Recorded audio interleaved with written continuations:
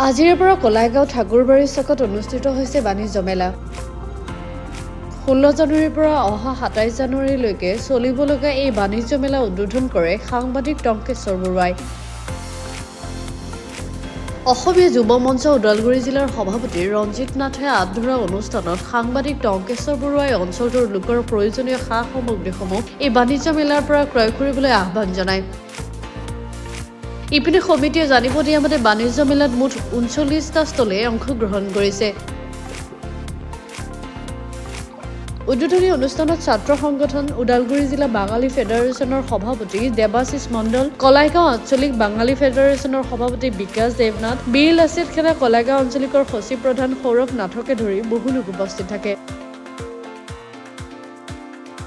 কলাইগাঁও চহৰৰ মাছমজিয়াত ৰাষ্ট্ৰীয় বাণিজ্য মেলা ইতিমধ্যে শুভাৰম্ভ হৈছে। 27 জানুৱাৰীত সমাপ্ত হ'ব। ইয়াত বিভিন্ন ষ্টল ইয়াত আমি প্ৰত্যক্ষ কৰিছোঁ। বিভিন্ন ধৰণৰ মূল্যৱান সামগ্ৰী ইয়াত ডিছকাউণ্টত ইতিমধ্যে বিক্ৰী হ'ব। আমি আশা কৰিছোঁ গ্ৰাহকসকলে ইয়াত আহক, তেখেতসকলৰ নিজৰ নিজৰ পচন্দৰ সামগ্ৰী ইয়াত ইতিমধ্যে লাভ কৰিব। আমি কৰ্তৃপক্ষৰ লগত কথা পাতিছোঁ। আমি আশা কৰিছোঁ এই অঞ্চলৰ বিভিন্ন ছাত্ৰ সংগঠনেও এই বাণিজ্য মেলা ইতিমধ্যে ইয়াত আয়োজন কৰাত যথেষ্ট তেখেতসকলে সহযোগ আগবঢ়াইছে। আমি আশা কৰিছোঁ সকলো শ্ৰেণীৰ ৰাইজে ইয়াত আহক, তেওঁলোকৰ নিজৰ পচন্দ অনুসৰি নিজৰ নিজৰ সামগ্ৰী ক্ৰয় কৰক। ধন্যবাদ। কলাইগাঁৱৰ পৰা ৰবেন্দ্ৰনাম দাসৰ ৰিপৰ্ট, গ্লোবেল NE 24/7।